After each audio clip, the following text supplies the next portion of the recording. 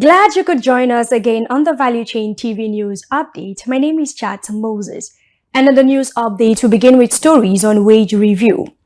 Hours after members of the House of Representatives agreed to cut their 600,000 naira salary by 50% for 6 months as part of their solidarity and sacrifice to support the economic hardship and hunger experienced in the country, few Nigerians speaking to Value Chain TV shared their opinions on the development. The report.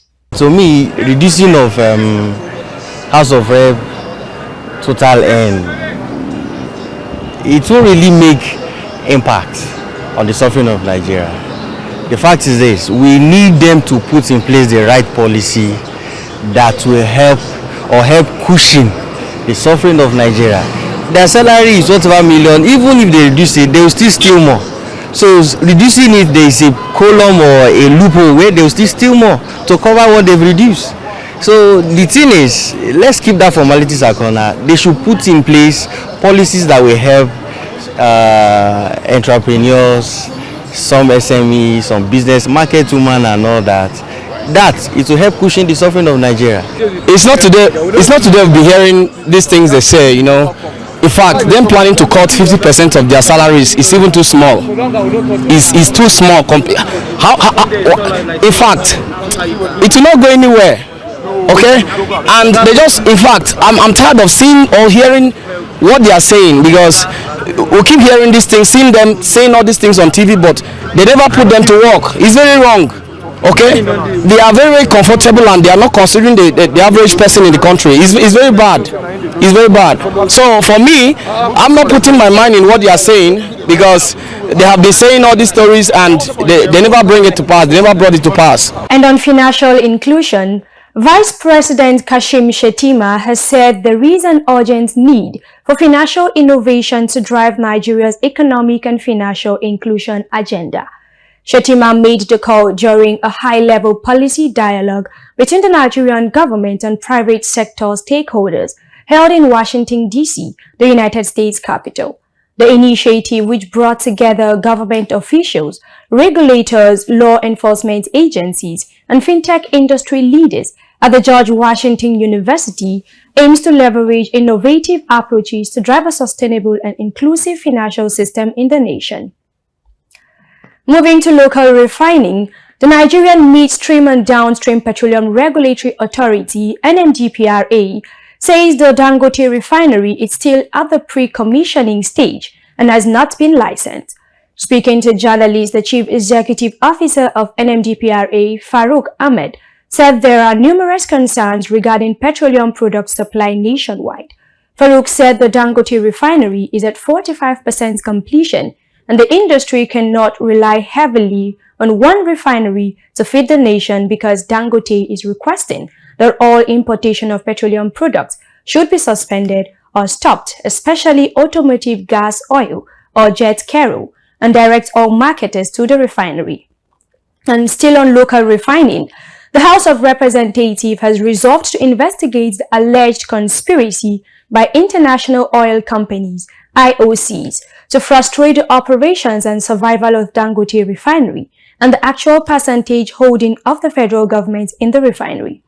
The House also resolved to investigate matters of the inability of NNPC Limited to subscribe for the 20% shares in Dangote refinery and lack of supply of crude oil to Dangote refinery. It further urged the federal government, the Nigerian Upstream Petroleum Regulatory Commission, NUPRC, the Nigerian Midstream and Downstream Regulatory Agency, NMDPRA, key stakeholders and well-meaning Nigerians to support Dangote refinery to success. And on oil theft, the Inspector General of Police, Kayode Egbetokun, has appointed Deputy Commissioner of Police, Bayonle Suleiman, as the new commanding officer in charge of the Police Special Task Force on Petroleum and Illegal Bunkering. In a statement by the force spokesperson, Muyiwa Adejobi, the IG stated that the illegal activities of oil thieves had caused not only significant financial losses, but also severe environmental damage. He added that the new appointment is part of his effort to combat pipeline vandalism and oil theft. Moving to the educational sector, The Joint Admissions and Matriculation Board, the JAMB, and the tertiary education stakeholders have approved 140 and 100 as a cutoff point for 2024 admission into the nation's universities, polytechnics, or colleges of education, respectively. JAMB disclosed this during the 2024 annual policy meeting on admissions in tertiary institutions, which was held recently in Abuja. JAMB Registrar Ishq Oloyede noted that institutions have the liberty to peg the institutional cutoff point above the agreed minimum. In a related development, the board chief executive announced 16 years as the age benchmark for enrollment, beginning from the next admission year. The resolution came after stakeholders rejected the earlier consideration of 18 years entry age. Moving to this week's news commentary, the long-debated minimum wage for Nigerian workers has finally come to an end, with the federal government and organized labor settling at 70,000 naira. Value Chain TV's SA Ufoma offers some insight into matters arising from the development. The report. The recent announcement of a new minimum wage has sparked a heated debate across the country.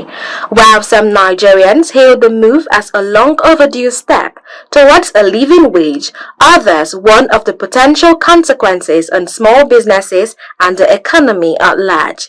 Pastor Ben Praise David noted that while the 70,000 naira increment is agreed by government, labor and other stakeholders is greeted and applauded, the government should look into the direction of cutting down fuel pump price, which is also overdue in addition to getting the refineries working as earlier promised.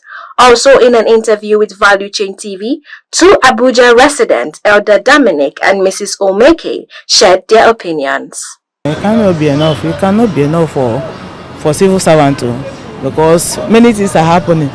You use that money itself to do something, you will not even see what you use the money and buy for Nigeria. It's too poor for this our country. Let them add the money now. Let them add the money so they increase the money a little bit. Let them add the money a little bit. It will be okay for us. The situation is tense. That is to tell you that average Nigeria is expecting more than this 17,000, because we know exactly what we are passing through.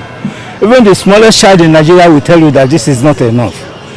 The cost of, because before 2-3 minutes, if you go to the market, that pepper they are selling to us, we are crying because of 300 naira, we change to 500 naira.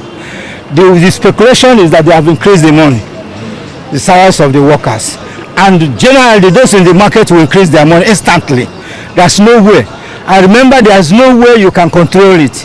There's no way to control things in Nigeria, and that is the essence of, that is what is causing the crisis going on. Before, look at us. I'm coming from day side. Before I was paying 600 now, but I'm paying 1,002 now. That is to tell you that the situation is terrible. The government should sit down on the table and call the people to look at the situation and find solutions to all those things. The new minimum wage, which increases the hourly earnings by a significant margin, aims to alleviate the financial struggles of low-income workers. Some critics, however, argue that the move may lead to unintended consequences such as job losses, inflation, and a burden on small enterprises. As the debate rages, it is essential to consider the impact on vulnerable populations, including students, single parents, and seniors who rely on minimum wage jobs to make ends meet. The question remains whether the benefit of the new minimum wage would outweigh the potential costs. As the government moves forward with implementation, it must also address concerns from the business communities and provide support for those who may be disproportionately affected. The minimum wage debate serves as a reminder of the ongoing struggle for economic justice and the need for a comprehensive approach to address income inequality. As we navigate this complex issue, let us prioritize the well-being of all members of our society and strive for a fair and prosperous future for all. For Value Chain TV, SC Ufoma reporting. And this brings us to the end of the news update. I remain Chat Moses. Thanks for watching.